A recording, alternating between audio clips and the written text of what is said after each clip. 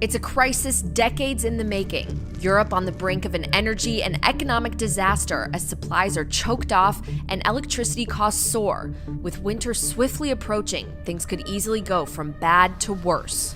The European economy is going to collapse if natural gas keeps doing what it's doing. There's no mystery to that. You're talking about input costs that are starting to hit levels that are overshadowing the profit margins. They're just going to shut down industry. We're seeing it in a compressed timescale, but energy is this master resource.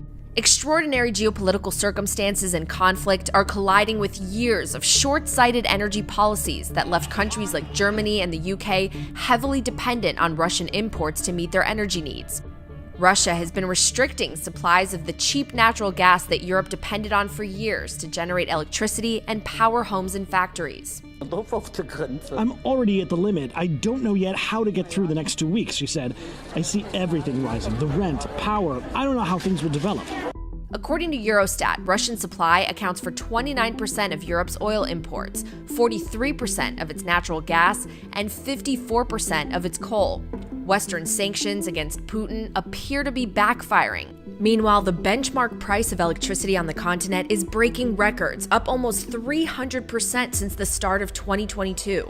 And with Russia's recent shutdown of the crucial Nord Stream 1 pipeline, which supplies natural gas to Europe through Germany, the crisis is putting a spotlight on whether Europe's green initiatives have now crippled the continent's ability to power itself. All those net zero promises by 2050 seem rather irrelevant at the moment. We're in what can be described as a hybrid war, said French President Emmanuel Macron. Russia uses energy resources, like it does food, as a war weapon to exert pressure. Among the policies in recent years that left Europe strangled from abundant energy is the phasing out of nuclear power plants. Outgoing British Prime Minister Boris Johnson railed against this strategy, saying it caused countries to be dependent on foreign suppliers. How many new nuclear power stations have we built in the 27 years since? The answer is none. It's called myopia. It's called short-termism.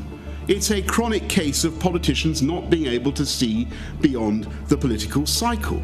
In other words, a classic case of high time preference behavior, whereas a feature of the Bitcoin system is low time preference thinking. And now, with the war in Ukraine extending into a new month, there is no easy political solution. After all, you can print money, but you can't print energy. He knows that the power of the West is based on a paper credit system. He's saying, bullshit, I call. You want the oil? Or you want the wheat? You want the natural gas, Germany? Show me the real stuff. Macro analysts, including Luke Groman and author Alex Epstein, make the case that energy as a master resource is the most important driver of industry and quality of life on planet Earth. And ultimately, it is energy, not money, which determines the course of global politics. Energy is so fundamental to the productivity of our economy, and therefore what I would call our ability to flourish as individuals, to really live long, healthy, safe, fulfilling lives. The realpolitik of energy, the threat of people starving and freezing in Europe and Japan, will force geopolitical realignments that are completely inconceivable to 99% of people. The energy price problems ballooning across Europe could soon manifest here in the US, where policymakers, in the name of emission reduction at all costs, are also moving away from reliable, abundant, and low-cost fossil fuels and nuclear in favor of solar and wind and battery, much of which are not only intermittent sources of energy and built using fossil fuels, but at immense cost to energy production. And while states like California push initiatives to move 100% to electric vehicles by 2035, officials there are also asking the public not to charge their EVs during heat waves because of their massive strain on the state's power grid, a potential foreshadowing of future issues with supply and demand. We need better infrastructure to support the huge switch to EVs. We're not there yet. The grid can't support it. Fiat money, false narratives, and financial derivatives have essentially contributed to this. Oil prices have doubled, coal prices have quadrupled, and natural gas is now 7 times more expensive than early last year. And then you have Bitcoin as a measure of energy made possible by the proof-of-work mechanism, becoming pure price signal. I think Bitcoin is just doing what gold would do if it didn't have the gigantic unallocated paper gold market attached to it. It's telling the truth about dollar liquidity, about money printer go burr. But here's a more tangible way Bitcoin is fitting into the energy narrative as a potential solution.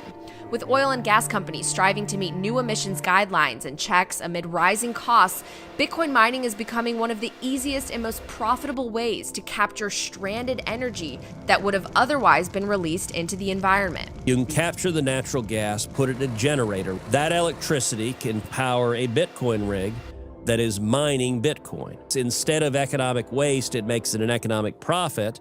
American Bitcoin miners like Adam Ortoff of Upstream Data are doing just that and leaning into the indisputable reliability and energy density of fossil fuels. None of us ever anticipated something like Bitcoin, so the world has to change, right? We have to figure out how to deal with oil and gas now that we have this new technology that can rescue all stranded energy.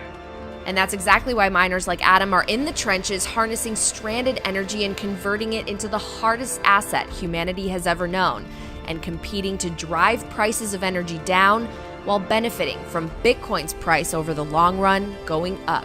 We should celebrate all forms of energy production and power generation. I think it's foolish to moralize some and demonize others. We should recognize humanity flourishes when we have abundant and economic energy. And so the more efficient and more production overall that we can encourage and we can incentivize, the better off we're going to be. Energy is not a bad thing. It's the best thing.